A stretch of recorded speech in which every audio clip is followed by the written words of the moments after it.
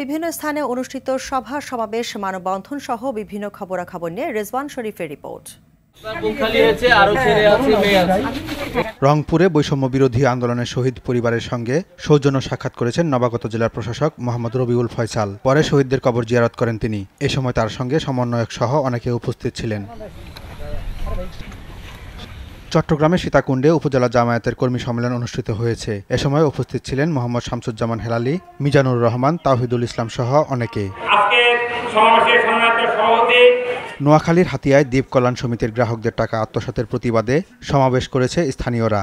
এ সময় সমিতির আবুল কাশেম, রফিক উদ্দিন, মনসুরুল হক সহ অনেকে বক্তব্য রাখেন।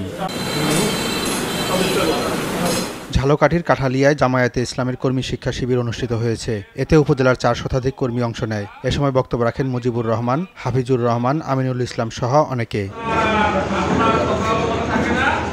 ঝিনাইদহের মহেশপুরে বিভিন্ন সময় জব্দ করা মাদকদ্রব্য ধ্বংস করেছে র্যাব। এ সময় Kushtia sector commander colonel Maruful Abedin সহ নির্বাহী ম্যাজিস্ট্রেট ও মাদকদ্রব্য নিয়ন্ত্রণ দপ্তরের কর্মকর্তারা উপস্থিত ছিলেন।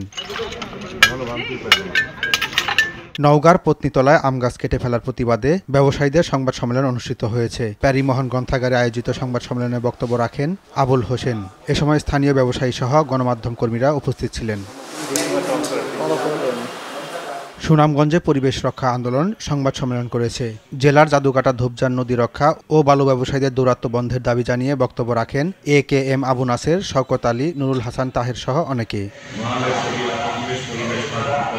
জামায়াতে ইসলামী বরিশাল শাখার সদস্য শিক্ষা শিবির অনুষ্ঠিত হয়েছে। এতে জেলা আমির আব্দুল জব্বার, কেন্দ্রীয় নেতা আনম শামসুল ইসলাম বক্তব্য রাখেন। ব্যবসায়ী আব্দুল করিমের উপর সন্ত্রাসী হামলার প্রতিবাদে ফরিদপুরে মানববন্ধন কর্মসূচি পালন করেছে ব্যবসায়ীরা। এ সময় বক্তব্য রাখেন মোহাম্মদ খোকন, নিজামুল মল্লিক, জুলফিকার হোসেন, বেনজির আহমেদ সহ অনেকে। রাজবাড়ীতে জামায়াতে ইসলামের কর্মী সম্মেলন অনুষ্ঠিত হয়েছে। এতে প্রধান অতিথির বক্তব্য রাখেন কেন্দ্রীয় নেতা HM হামিদুর রহমান আজাদ। এ সময় সৈয়দ আহমদ, দেলোয়ার হোসাইন, নুরুল ইসলাম সহ বিভিন্ন পর্যায়ের নেতাকর্মীরা উপস্থিত ছিলেন। পিরোজপুরের কাউখালী উপজেলা বিএনপির উদ্যোগে ফ্রি মেডিকেল ক্যাম্প অনুষ্ঠিত হয়েছে। এর উদ্বোধন করেন কেন্দ্রীয় নেতা রফিকুল কবির লাভলু। এ সময় জেলা বিএনপি নেতা আলমগীর হোসেন, গাজী ওয়াহিদুজ্জামান লাভলু সহ অনেকে উপস্থিত ছিলেন। মাদারীপুরের শিবচরে বিএনপির পথসভা অনুষ্ঠিত হয়েছে। এতে বক্তব্য রাখেন কামাল জামান নুরুদ্দিন।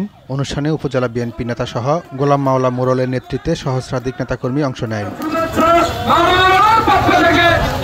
ব্রাহ্মণবাড়িয়ার আখাউড়ায় একটি রাস্তার সিসি ঢালাই দিয়েছে স্থানীয় স্বেচ্ছাসেবী সংগঠন মসজিদপাড়া একতার বন্ধন সামাজিক সংস্থা। রাস্তাটি দীর্ঘদিন ধরে চলাচলের অনুপযোগী ছিল। এ সময় সংগঠনের সদস্য রাজীব, রাশেদ, পিয়াস, ফারুক সহ অনেকে উপস্থিত ছিলেন। মেহেরপুরের গাংনী বাজার ও সড়ক অবরোধ করে বিক্ষোভ করেছে স্থানীয়রা। সড়ক সংস্কার ও গোল চত্বর নির্মাণের দাবিতে তারা এই কর্মসূচি পালন করে। এতে বিএনপি নেতা মকবুল হোসেন মেঘলা সহ বিভিন্ন পেশার মানুষ অংশ নেয়।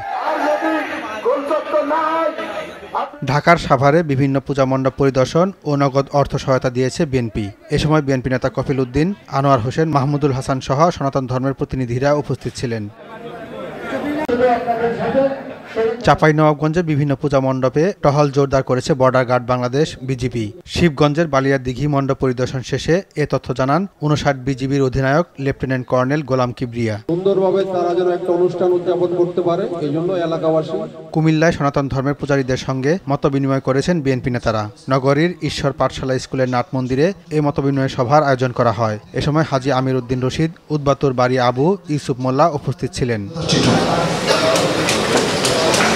নোয়াখালীতে দুর্গাপূজা উপলক্ষে বিভিন্ন সম্প্রদায়ের মানুষের সঙ্গে মতবিনিময় সভা করেছেন বিএনপির ভাইস চেয়ারম্যান বরকতুল্লাহ বুলু। এ সময় তিনি অন্যায় বৈষম্য দূর করতে সকলকে একযোগে কাজ করার আহ্বান জানান।